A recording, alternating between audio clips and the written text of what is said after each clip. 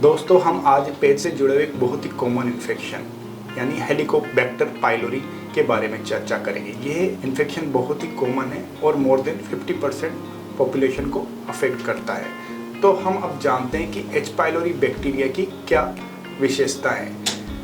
यह एक ऐसा बैक्टीरिया है कि जो स्टोमक में तेजाब होने के बाद भी ग्रो करता है, और ये ना कि ग्रो करता है मल्टीप्लाई करके, और ये एक मोटाइल बैक्टीरिया है। अपनी मोटिलिटी द्वारा वहाँ मूवमेंट करता है और म्यूकस लेयर को क्रॉस कर जाता है, और वहाँ की जो स्टोमक की अंदर की परत की जो सेल्स होती हैं वहाँ चिपक जाता है और वहाँ घाव पैदा करता है और अपना एक इन्फ्लेमेटरी रेस्पॉन्स माउंट करता है, जिसकी वजह से गैस्ट्राइटिस हो जाती है और घाव की वजह से वहाँ अल्सर बन जाते हैं। ये एक ऐसा बैक्टीरिया है कि जिसने हम सबको कभी ना कभी परेशान जरूर किया होगा। तो अब हम जानते हैं इसके लिए क्या क्या रिस्क फैक्टर होते हैं। इसके रिस्क फैक्टर पे प्रमुखतया living in our crowded place, consumption of unhygienic food और kissing and sharing toothbrush with infected person. ये जो रिस्क है इसकी वजह से पेशेंट को एच पाइलोरी इन्फेक्शन हो सकता है और रिस्क बढ़ते हैं। तो अब हम जानते हैं कि इसके क्या क्या सिम्टम्स हो सकते हैं। इसके सिम्टम्स के अंदर पेट के ऊपरी सिरे में दर्द हो सकता है, पेट में भारीपन आ सकता है, पेट फूल सकता है, ब्लोटिंग हो सकती है और वोमिटिंग भी हो सकती है, वजन भी कम हो सकता है। कभी कभी अल्सर होने की वजह से काली पोटी और खून की उल्टी भी आ सकती है, और ये आगे जाके कभी कभी कुछ कैंसर को भी जन्म देता है। उसकी वजह से वेट लॉस और एपेटाइट भी कम हो सकती है।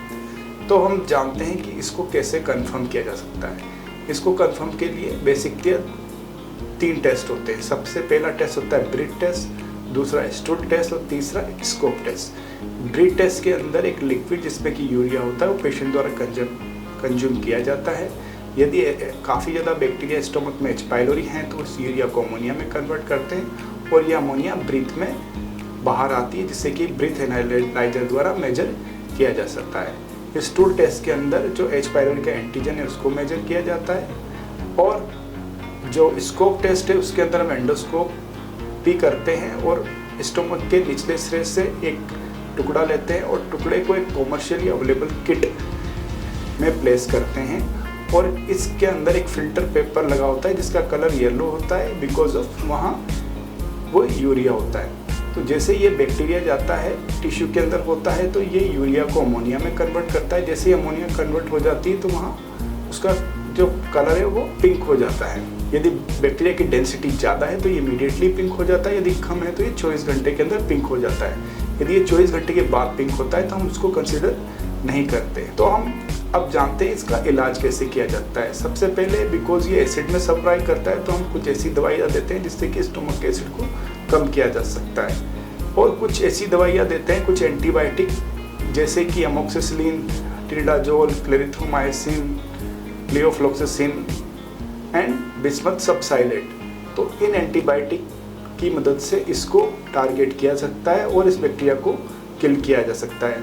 ऑल्दो जिसकी इरेडिकेशन रेट होती है वो 90 to 95% होती है, बिकॉज ये बैक्टीरिया समटाइम्स इन एंटीबायोटिक के खिलाफ रेजिस्टेंस डेवलप भी कर लेता है। जो इसके लिए ट्रीटमेंट के लिए बहुत सारी जो किट अवेलेबल हैं, जैसे कि Pantocid HP kit, pilo kit और HP किट।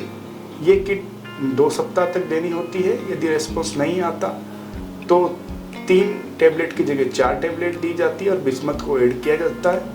और इसकी कुछ थेरेपी होती हैं like a concomitant therapy, sequential therapy, hybrid therapy, levofloxacin based therapy, quadruple therapy. तो ये हम डिसाइड करते हैं कि पेशेंट का एंटीबायोटिक एक्सपोजर क्या है, उसका वहाँ एंटीबायोटिक रेजिस्टेंट प्रोफाइल क्या है, उसके द्वारा एक किट दी जाती है और इसका रेस्पॉन्स असेस किया जाता है। 2 सप्ताह तक ट्रीटमेंट करने के बाद में एसिड कम करने की दवाइयाँ 6 से 8 सप्ताह तक और दी जाती है, और 8 वीक के बाद में इसको कंफर्म किया जाता है कि ये रेडिकेट हुआ है या नहीं हुआ है तो इसको दोबारा ट्रीटमेंट किया जाता है।